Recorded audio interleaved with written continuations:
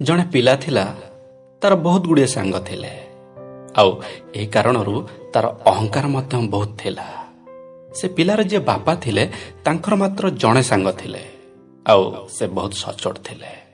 ଦିନେ ସେ ପିଲାର ବାପା ତାକୁ କହିଲେ କି ପୁଅ, ତୋର ତ ବହୁତ ସାଙ୍ଗ ଅଛନ୍ତି, ଚାଲ ଆଜି ରାତିରେ ତୋର ଯିଏ ସବୁଠୁ ଭଲ ସାଙ୍ଗ ତାର ପରୀକ୍ଷା ନେବା। ପୁଅ ମଧ୍ୟ ସଙ୍ଗେ ସଙ୍ଗେ ରାଜି ହେଇଗଲା।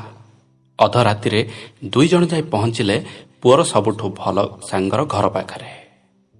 ପୁଅ ସାଙ୍ଗ ଘରର କବାଟକୁ ବାଡ଼େଇ ଡାକିଲା, ହେଲେ କବାଟ ଖୋଲିଲାନି। ବାରମ୍ବାର ବାଡ଼େଇଲା ପରେ ଭିତରୁ କିଛି ଆବାଜ ଶୁଣାଗଲା। ପୁଅର ସାଙ୍ଗ ତା ମାଆକୁ କହୁଛି, ମା, ଯାଇକି କହିଦେ କି ମୁଁ ଘରେ ନାହିଁ।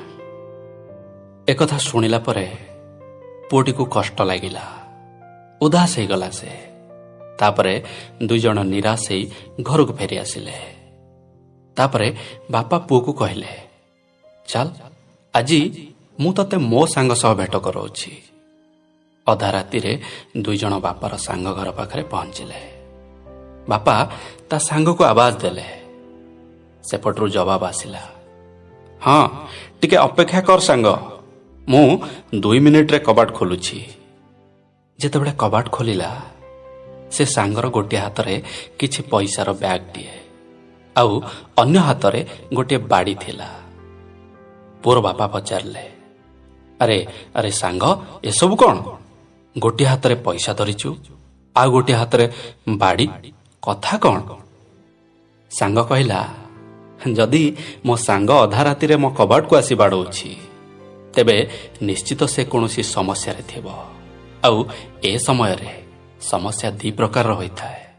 ହେଇପାରେ ଟଙ୍କା ପଇସାର ସମସ୍ୟା, କିମ୍ବା କାହା ସହ କୌଣସି ବିବାଦର ସମସ୍ୟା। ଯଦି ତତେ ପଇସାର ଆବଶ୍ୟକତା ଅଛି, ତେବେ ଏ ପଇସାର ବ୍ୟାଗକୁ ତୁ ନେଇଯାଇପାରୁ। ଆଉ ଯଦି କାହା ସହ କଳି ଝଗଡ଼ା ହେଇଯାଇଛି, ତେବେ ଏ ବାଡ଼ି ନେଇ ମୁଁ ତୋ ସାଙ୍ଗରେ ଯିବି।